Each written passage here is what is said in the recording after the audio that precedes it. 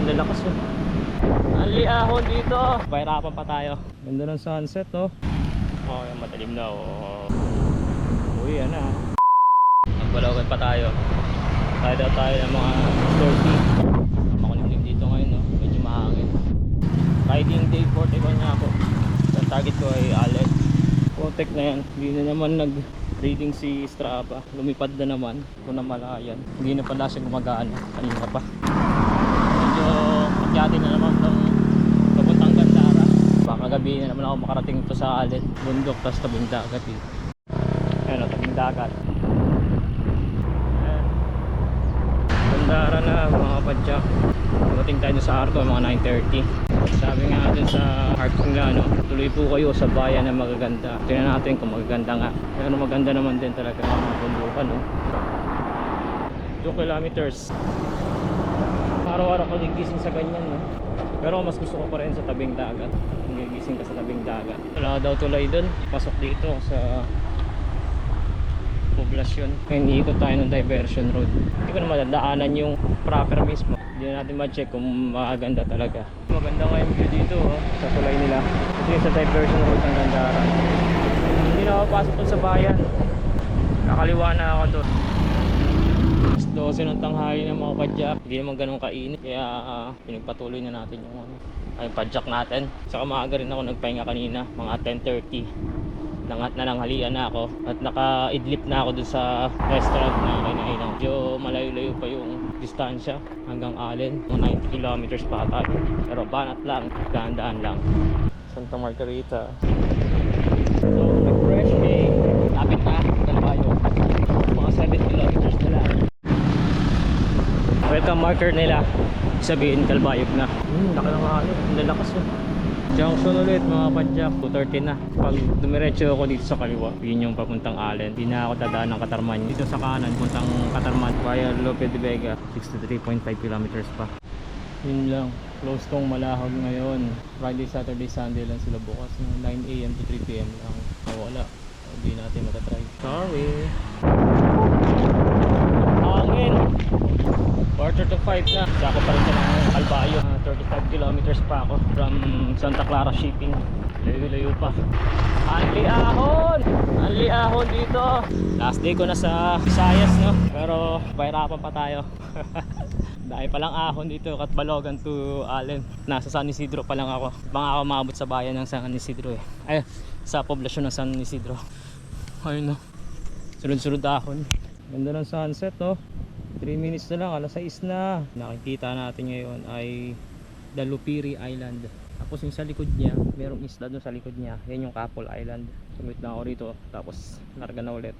7 kilometers na lang San Isidro poblasyon na. 30 na mga padyak. Ito ako yung tapat na munisipyo ng San Isidro. Wala silang marker, wala akong picturean dito. Madilim na. Oh, madilim na. Oh. 13 kilometers pa tayo. 13 kilometers. Puro may mga cliff yung dinaanan natin. Kaya puro may mga bundok, may mga ahon. Pero ngayon dito, wala na masyadong cliff. Ano, puro straight na yung kalsada. Santa Clara Shipping. Doon tayo sakay. Tara na. Dito si Victoria. Rachete na. Paklayo. 7:30 na. Malakas ang hangin dito. Sabi ng mga taga Victoria, wala daw mga biyahe ngayon yung mga ferry. Tapos na rin ako kumain sa Victoria. Shoutout kay Ma'am Cho ng Cho NG. Kapag kayo doon, nabuksan pa niya ako ng restaurant nila na sarado na para makakain ako. Kasi ang mura pa ng mga pagkain nila. Dami pa ng serving. Lakas ang hangin. Ang hirap makausap. Check natin sa pier kung meron ba o wala talagang biyahe. Pag wala eh, hanap tayo ng matutulugan. O biyahe pala. May isang barko doon, no? Kaso dami nakabila. Ito mga motor, yun yung mga private cars. Ito yung mga truck. Ito banda, mga buses. At least may biyahe naman. Naiipon na yung mga sasakyan dito. Pala yung nakausap ko na truck, pinili ko yung nasa unahan para baka sakaling mauna sila rin sa, sa pagkarga sa barko. Kasi mahal sa bus. Sa Eagle Star 1-2 plus 500. Silver Star pala yun. 1-2 sa pamasahe ko by 500. Tapos magbabayad pa ako ng pamasahe sa barko. Plus 160 pa yun. Malaki na yun. Wala ko lang 2,000. Giga Star naman na ordinary, mas mahal pa. Ito si Kuya, nakausap ko 500. Pumayag na. Ito ngayon sa Kamalig bypass. Okay. Sa Albay. Yung si Mayot. Maulap. Hindi kita eh. 8 na. Oh, Lardel na to. Kumaka pa. Kasi may mga tapat ng kainan dito. Kain ng damon. Pumapadyak na ulit ako. Bumaba ako sa may dito sa Binyan. Yung crossing papuntang Carmona. Yan, dyan ako bumaba. Shoutout doon sa truck driver. Sa mga kasama niya. Pinayagan ako makiangkas sa kanila. Pero nagbayad naman ako. Gusto ko nang kumain. Arroz caldo kaya mami. Gutom na ako.